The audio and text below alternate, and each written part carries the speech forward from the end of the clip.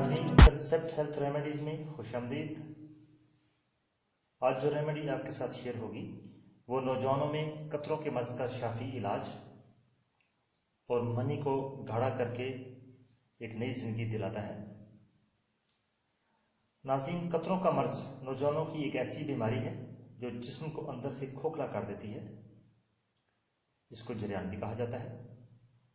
जरियान में पेशाब के बाद या पहले मनी के कतरों का इखराज होता है। ये कतरे सफेद या पीले रंग के होते हैं। आज का जो नुस्खा है ये सफेद और पीले दोनों तरह के कतरों के लिए शाफी है। नाज़रीन, ये मर्ज नौजवानों में खासी परेशानी का सबब होता है। इस मर्ज में कॉन्स्टिपेशन यानी कब्ज बहुत ज़्यादा हो जाती है।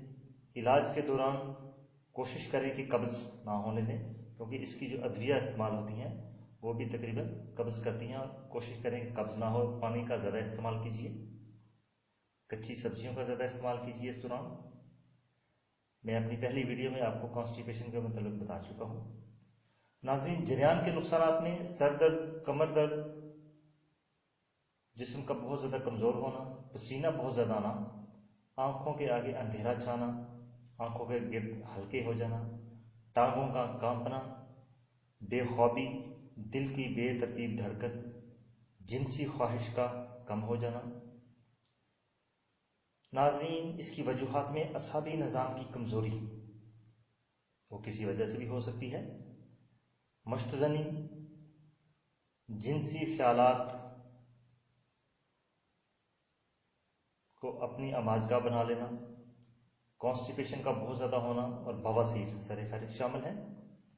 यूँ तो इसके बेशुमार नुस्खा जात अवेलेबल हैं, लेकिन आज का जो इंशाल्लाह नुस्खा है ये इंतहाई शाफी है। देखने में तो ये इंग्रेडिएंट काफ़ी आपको नज़र आ रहे हैं, लेकिन ये बहुत इजी है, बहुत आसान है और बेज़रर है। इसके लिए हमारे जो अज्जा हैं वो आपको बता दूँ। सबसे पहले मूसली सफ़ेद है, ये आपने 1 से 2 ग्राम लेनी है। मोचरस भी 1 से 2 ग्राम आपने लेनी है। अंतर जो शीरी ये भी 1 से 2 ग्राम लेनी है।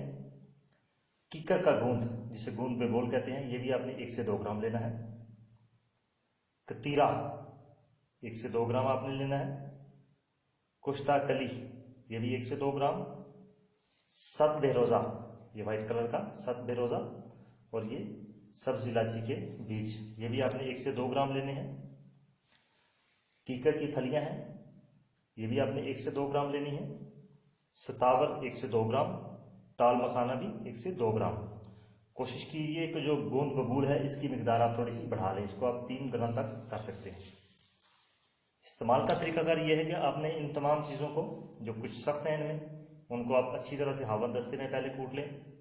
फिर इसको आप तमाम चीज़ों को ग्राइंड करके एक यकजान का पाउडर बना लें।